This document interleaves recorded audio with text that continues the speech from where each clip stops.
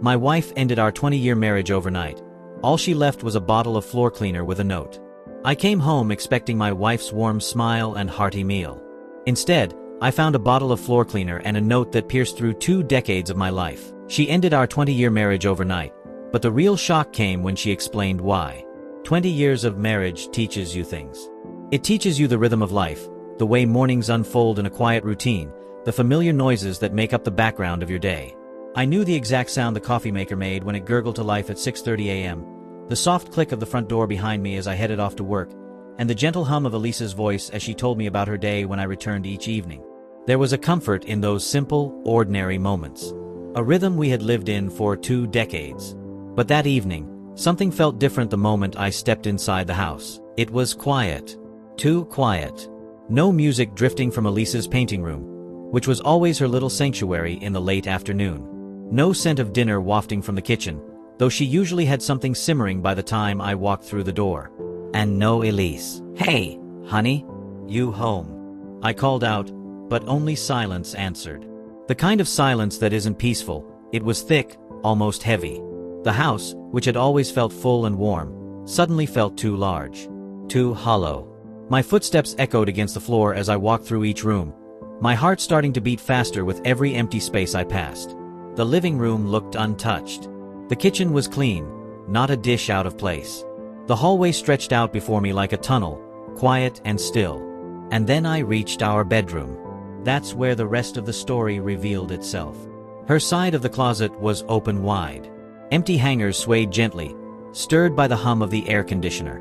The drawers in the dresser were bare, pulled open and left like gaping mouths. The jewelry box on her nightstand was gone, and so was her toothbrush from the bathroom sink.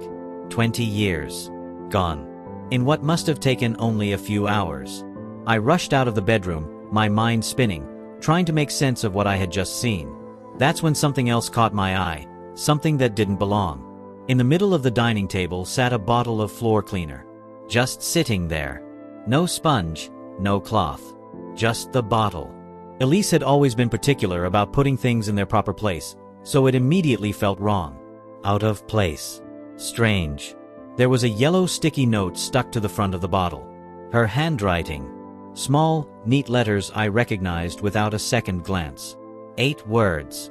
Keep it shiny for the next one. Goodbye. I stood frozen, the note still in my hand.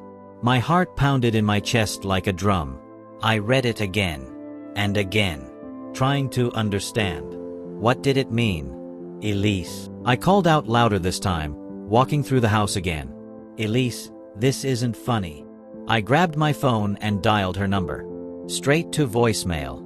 I left a message, my voice shaking. Elise, please, what's going on? Just call me back. Please. Panic began to creep into my chest like a slow-moving fog. I didn't know what else to do, so I tried calling her sister. Caroline answered on the 3rd ring. Her voice was quiet, too calm. I know she's been planning this, Johnny. She made me promise not to tell you. My breath caught. Planning this? For how long? 3 months. Maybe longer. 3 months. I couldn't believe it. You didn't think to warn me? I asked, my voice cracking. She's my sister, Johnny. What was I supposed to do? I ended the call without saying anything else. My hands were shaking. I looked around at the bedroom again, at the closet that used to be full of her clothes, the dresser where her perfumes used to sit. The room felt like a shell now. Cold, half empty, unfamiliar. 3 months. That meant all those dinners we shared, all those late-night conversations, all the laughter and plans we made for vacations, birthdays, anniversaries. It had all been a cover. A performance. She had been preparing to leave while lying beside me each night, while holding my hand, while saying, I love you. The weight of that truth settled deep in my chest. And then, like a wave pulling me under, the memories came flooding back. Elise and I had once been inseparable. I still remember the night Elise and I met like it was yesterday. It was at my cousin's wedding, where I gave the best man speech. The whole room had erupted in laughter. I hadn't even sat back down when she found me, this woman with sparkling eyes and a smile that hinted at mischief. She leaned in, introduced herself, and we spent the rest of the evening talking like we'd known each other for years. From then on, we were that couple. The ones who always seemed to be on the same page, finishing each other's sentences, dancing in grocery store aisles, and sharing inside jokes that made our friends roll their eyes. We were inseparable, and everyone around us used to say they wanted what we had. Our love was effortless. At least, that's what I believed. Now, her favorite perfume still hung in the air like a ghost. It drifted through the house, lingering in the hallways and clinging to the sheets. Everything felt surreal, like waking up in someone else's life. I stood in the silence of our bedroom. The same silence that had filled the house since I found her closet empty and her farewell note taped to a bottle of floor cleaner. I kept asking the same questions over and over, trying to make sense of it. What did I do wrong? What did I miss? But the silence had no answers, only the soft ticking of the wall clock we'd bought together on our honeymoon in Paris, a time when everything between us had felt new and full of promise. 2 days passed in a blur. I barely slept. I couldn't eat.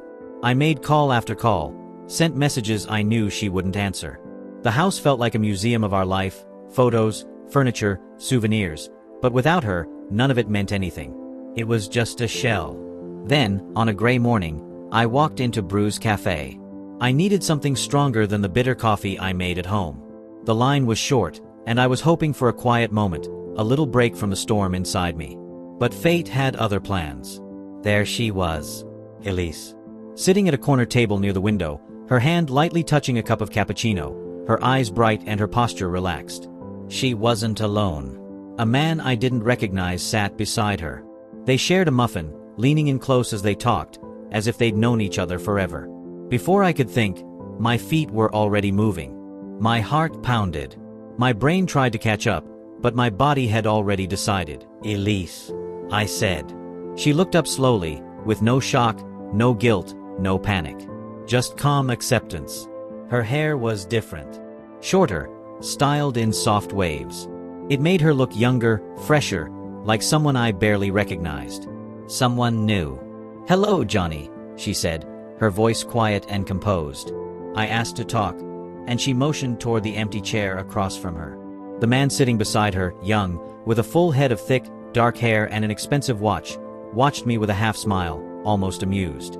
I tried to keep my voice steady. How long? She raised an eyebrow. How long what? How long have you been seeing him? She stirred her coffee slowly, not meeting my eyes. Does it matter? It mattered to me. Everything did. And then came the question that had haunted me most, the bottle of floor cleaner, the note. Why that? Why that note?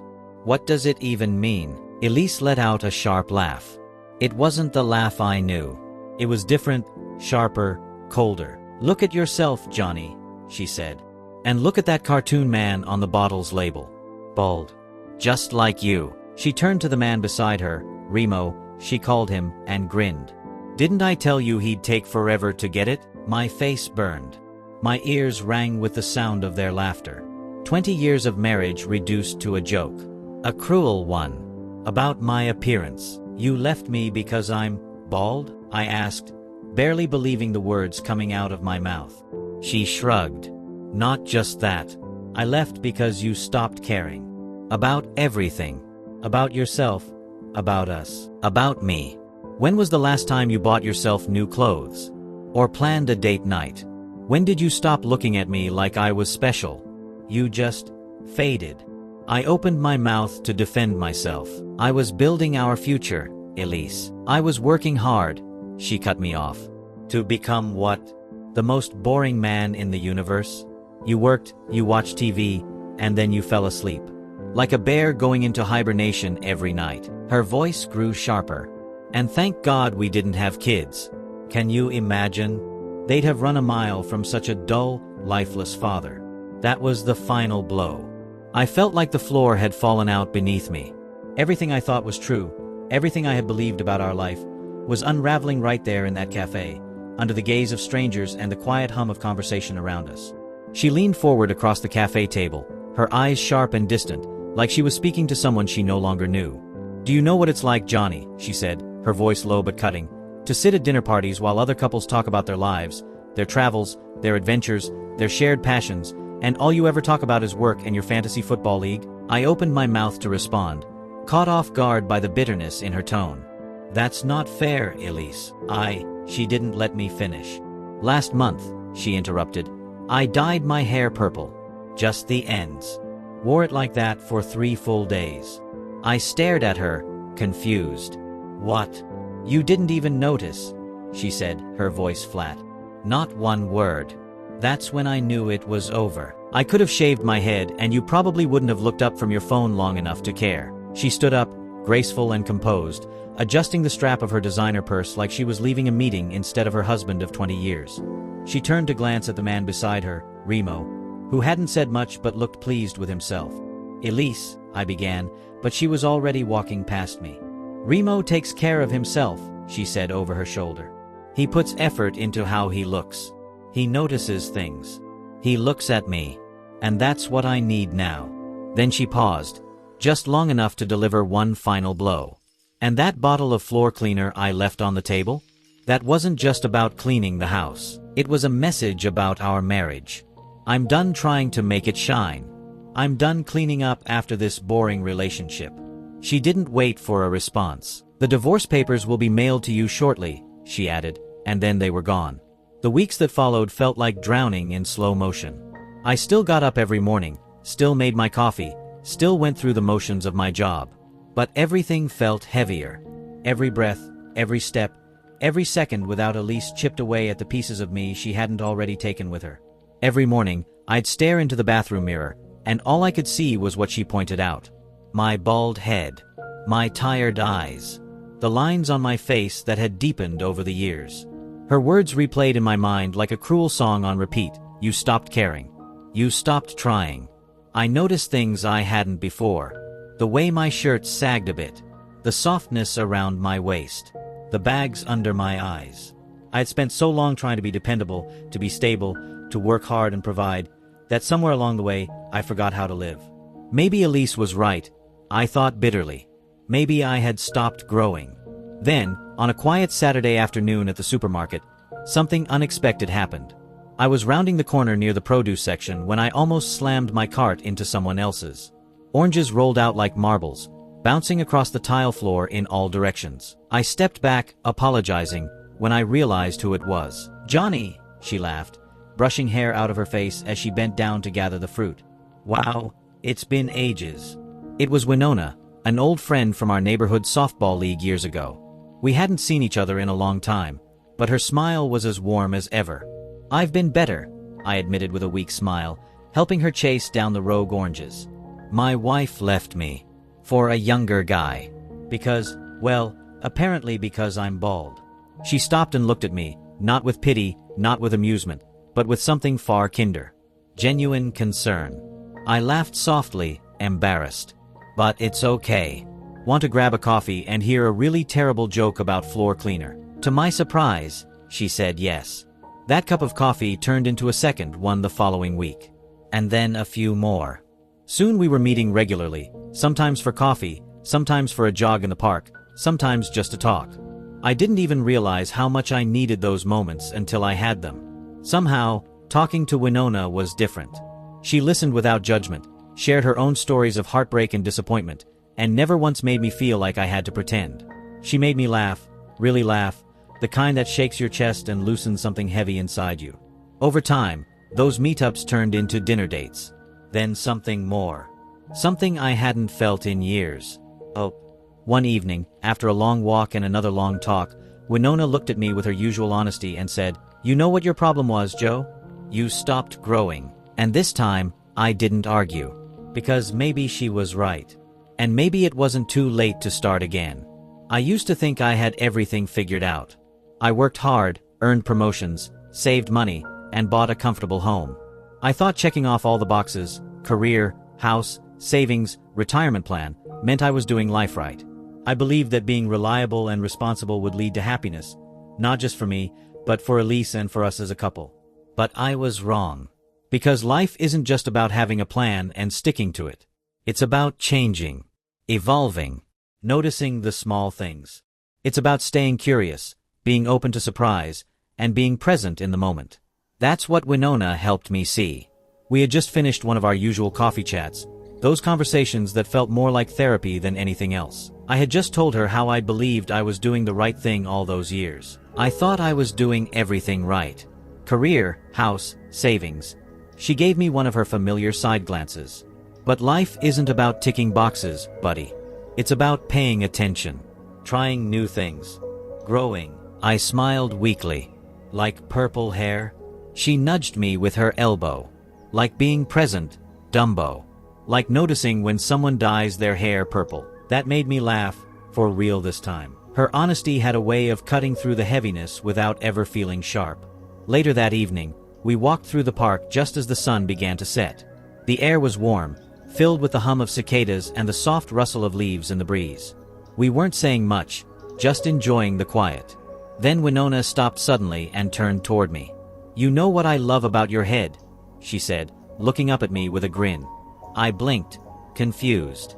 My head. Yeah. It catches the sunset perfectly.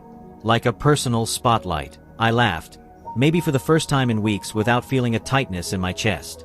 "Are you saying I'm nature's disco ball?" She squeezed my hand. "I'm saying you're perfect the way you are. Some people just can't see that, but I can.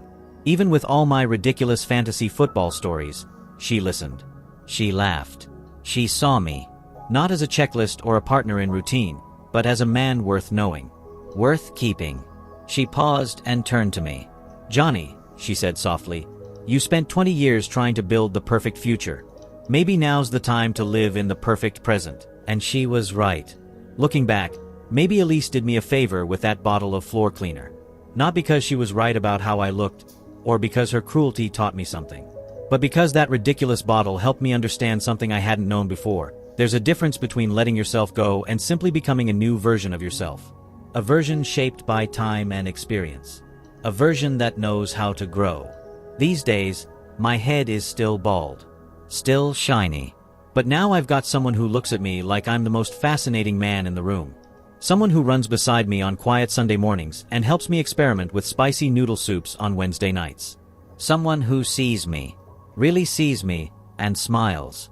Last week, Winona and I were cleaning out my garage. It was long overdue, boxes stacked high with forgotten memories and dusty tools. In one of the boxes, we found it. That same bottle of floor cleaner Elise had left behind. The sticky note was still attached, faint but readable. Winona picked it up and read it. "Should we keep it?" I took it from her hands, looked at the bottle for a moment, then tossed it in the trash without a second thought. "Nah," I said. "Some things aren't meant to shine. They're meant to grow." She tilted her head. "What are you thinking about?" I pulled her close and kissed the top of her head. "Just thinking about how sometimes the best things in life start with a bottle of floor cleaner." She laughed, and the sound of her laughter filled the garage like sunlight. "Well, your head is pretty shiny today," she teased.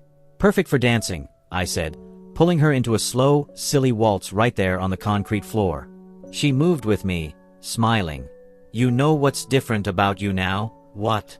"You notice things. Like how I painted my nails green yesterday." I spun her gently and smiled back. "Mint green. And you missed a spot on your pinky." Her eyes lit up, and I realized something. Sometimes, losing everything isn't the end. Sometimes, it's just the universe's way of clearing space for something better. Something real.